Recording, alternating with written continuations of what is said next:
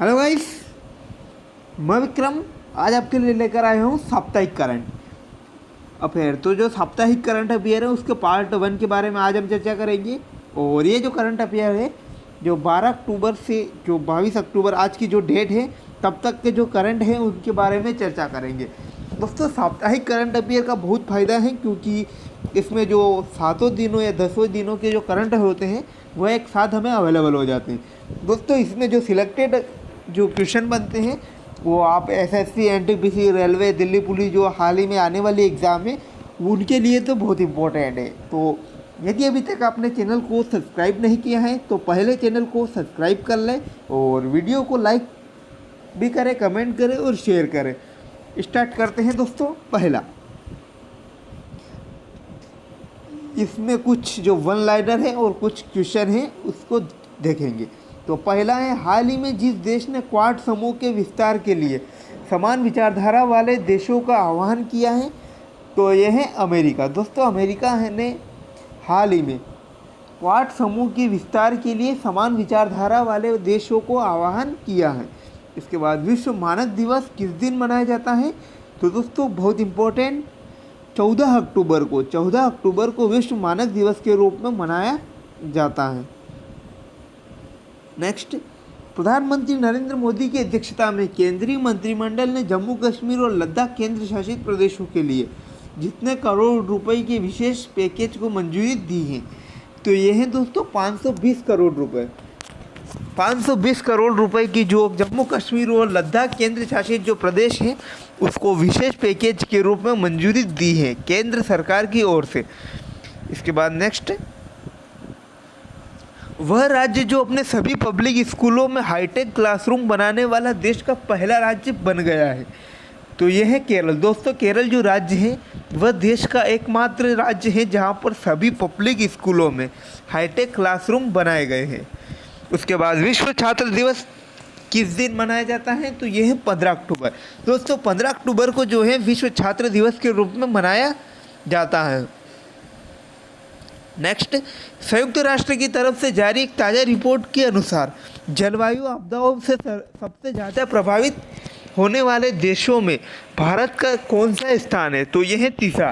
दोस्तों, जो संयुक्त राष्ट्र की ओर से सबसे जो ताज़ा रिपोर्ट आई है उसके अनुसार जलवायु आपदाओं से प्रभावित होने वाला जो तीसरा सबसे ज़्यादा प्रभावित होने वाला देश भारत है। और जो सबसे अधिक पहले स्थान पर जो प्रभावित होने वाला देश है वह है चीन।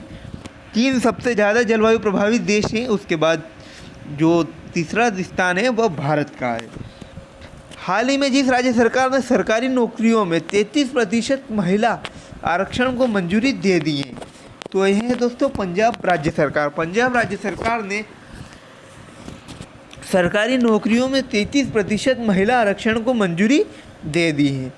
वह देश जिसने कोविड-19 वैक्सीन को शुरुआती ट्रायल के बाद स्वीकृति दे दी है। तो दूसरी जो कोविड-19 वैक्सीन है वह रूस ने शुरुआती ट्रायल के बाद स्वीकृत कर दी है। इसके बाद जम्मू कश्मीर प्रशासन ने हाल ही में जिसे 14 महीने बाद नज़रबंदी से रिहा कर दिया है, तो यह है महबूबा मुफ्ती सईद, जो जम्मू कश्मीर राज्य की पूर्व मुख्यमंत्री रह चुकी है महबूबा मुफ्ती सईद। उनको जो धारा 370 हटाते समय नज़रबंद कर दिया था, उनको 14 महीने बाद जम्मू कश्मीर प्रशासन ने रिहा कर दिया है।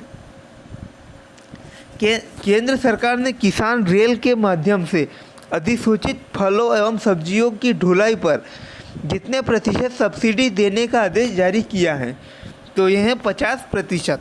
इसके बाद भारत को जितने साल के लिए फिर से अंतर्राष्ट्रीय सौर गठबंधन का अध्यक्ष चुन लिया गया है, तो दोस्तों भारत को जो है 2 साल के लिए अंतर्राष्ट्रीय सौर गठबंधन का अध्यक्ष के रूप में चुना गया है। भारत ने फ़लस्तीन शरणार्थियों के लिए संयुक्त राष्ट्र राहत और कार्य एजेंसी को $10 लाख का सहयोग दिया है। इसके बाद हाल ही में जिस देश ने अल्टोन कैपिटल्स पासपोर्ट इंडेक्स 2020 की सूची में 58वां स्थान प्रदान किया गया, तो ये है दोस्तों भारत। भारत को अल्टोन कैपिटल्स पासवर्ड इंडेक्स 2020 में 58वां स्थान प्राप्त हुआ है। इसके बाद जिस देश के पूर्व cricketer allrounder John Richard Reid का हाल ही में निधन हो गया है, तो यह है न्यूजीलैंड। दोस्तों न्यूजीलैंड के जो क्रिकेटर हैं उनका हाल ही में निधन हुआ है, जॉन रिचर्ड रीड का। नेक्स्ट, हाल ही में जिस राज्य सरकार ने किसान को उन्नयन के लिए किसान कल्याण कोष बोर्ड स्थापित करने का फैसला लिया है, तो यह है केरल। दोस्तों केरल जो राज्य सरकार है उन्होंने किसानों के उन्नयन के लिए किसान कल्याण कोष बोर्ड स्थापित करने का फैसला लिया है। इसके बाद दिल्ली के उप मुख्यमंत्री मनीष सिसोदिया ने हाल ही में जिसका अतिरिक्त प्रभार दिया गया है, तो जो दिल्ली के उप मुख्यमंत्री है मनीष सिसोदिया, उनको हाल ही में रोजगार और श्रम विभाग का अतिरिक्त प्रभार दिया गया। पद्मश्री से सम्मानित जिसे कुचिपुड़ी नृत्यांगना का 64 वर्ष की उम्र में निधन हुआ है, तो वह है शोभा नायडू। दोस्तों जो पद्मश्री से सम्मानित है कुचिपुड़ी नृत्यांगना जो है 64 वर्ष की उम्र में निधन हो गया जिनका, तो वह है शोभा नायडू। इसके बाद विश्व हस्त प्रक्षालन दिवस जो कि 15 अक्टूबर को मनाया जाता है। वेदांता समूह की कंपनी हिंदुस्तान जिंक लिमिटेड ने हाल ही में कहा कि उसने जिंक स्लेमेस्टर संयंत्र लगाने को लेकर जिस राज्य के साथ समझौता किया है, तो यह है गुजरात। इसके बाद मशहूर कॉस्ट्यूम डिज़ाइनर भानु अथैया का निधन हो गया है, जिन्होंने जिस फिल्म के लिए ऑस्कर जीता था। तो दोस्तों जो भारत की पहली ऑस्कर विजेता जो है भानु अथैया, उनका हाल ही में निधन हो गया है, और उन्होंने जो फिल्म है गांधी उन पर काम किया था। भारत को वर्ष 2020 में असमानता घटाने प्रतिबद्धता सूचकांक में 158 देशों की सूची में 129वां स्थान प्राप्त हुआ है।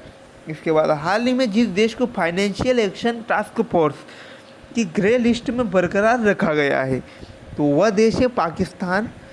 उसके बाद राष्ट्रीय आपदा न्यूनीकरण दिवस जो है 13 अक्टूबर को मनाया जाता है, यह दोस्तों बहुत इम्पोर्टेंट।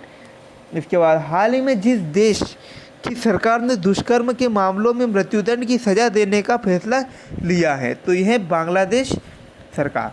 तो दोस्तों ये जो लास्ट क्वेश्चन था, और यदि आपको वीडियो पसंद आए तो लाइक कमेंट और शेयर ज़रूर करें, और जो पार्ट 2 आने वाला है इसी करंट का, तो वह देखना न भूलें। थैंक्स फॉर वॉचिंग, मिलते हैं नए अपडेट्स के साथ।